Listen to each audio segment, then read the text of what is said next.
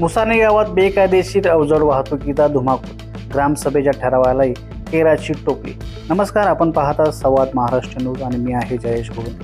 पालघर जिल्ह्यातील वाडा तालुक्यातील मुसारणे गावात सध्या बेकायदेशीर अवजड वाहतुकीचा प्रश्न गंभीर बनला असून ग्रामस्थांमध्ये तीव्र नाराजीचे वातावरण निर्माण झाले आहे।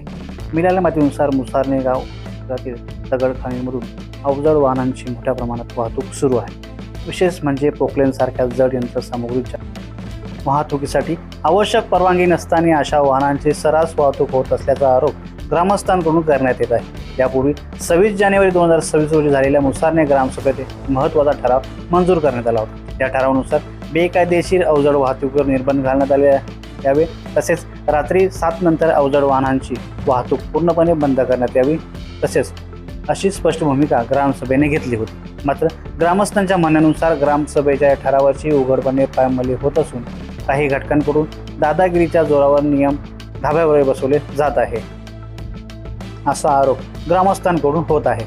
या सततच्या अवजड वाहतुकीमुळे मुसारणे गावात पष्टेपाडा येथील रस्त्यांची मोठ्या प्रमाणात दुरावस्था झाली आहे। अनेक ठिकाणी रस्ते कसले असून खड्ड्यांचे साम्राज्य निर्माण झाले आहे। त्यामुळे सर्वसामान्य नागरिक, शालेय विद्यार्थी, महिला आणि ज्येष्ठ नागरिकांना मोठा त्रास सहन करावा लागत आहे। ग्रामस्थांना प्रश्न आहे की जर ग्रामसभेने ठराव मंजूर केला असेल तर त्याची अंमलबजावणी का होत नाही? संबंधित प्रशासन आणि महसूल विभाग याकडे दुर्लक्ष का करते? तसेच परवानगी नसताना पोकलेन आणि इतर अवजड यंत्रसामुग्रीची वाहतूक कोणाच्या आशीर्वादाने सुरू आहे? ग्रामस्थांनी आता प्रशासनाकडे तातडीने कारवाईची मागणी केली असून बेकायदेशीर वाहतूक त्वरित बंद करावी, रस्त्यांची दुरुस्ती करावी आणि ग्रामसभेच्या ठरावाची काटेकोर अंमलबजावणी करावी, अशी मागणी आता जोर धरू लागली आहे। या प्रकरणात प्रशासन नेमकी कोणती भूमिका घेणार? ग्रामस्थांना न्याय मिळणार का, की अशीच बेकायदेशीर वाहतुकीचा खेळ सुरू राहणार आहे? या संपूर्ण प्रकरणावर आम्ही लक्ष देऊन आहोत। अशाच स्थानिक बातम्या पाहण्यासाठी आमच्या संवाद महाराष्ट्र या YouTube चॅनलला लाईक करा, काय सांगाल? शेअर करा। अनाधिकृतपणे खदानी चालू आहे, त्या खदानीमुळे आपल्याला काय त्रास होतो?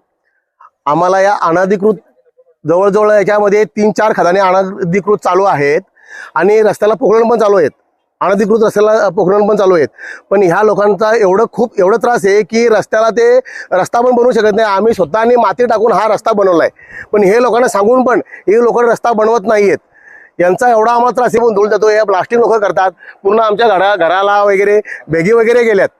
यांचा खूप त्रास आहे। आणि रस्त्याला पोखलन जात होता तो पण अनधिकृत आहे। रस्त्याला त्याला परमिशन, ग्रामपंचायतचं पण परमिशन नाही आणि कुठलाही परमिशन नसताना तो पोखलन रस्त्याला जात होता।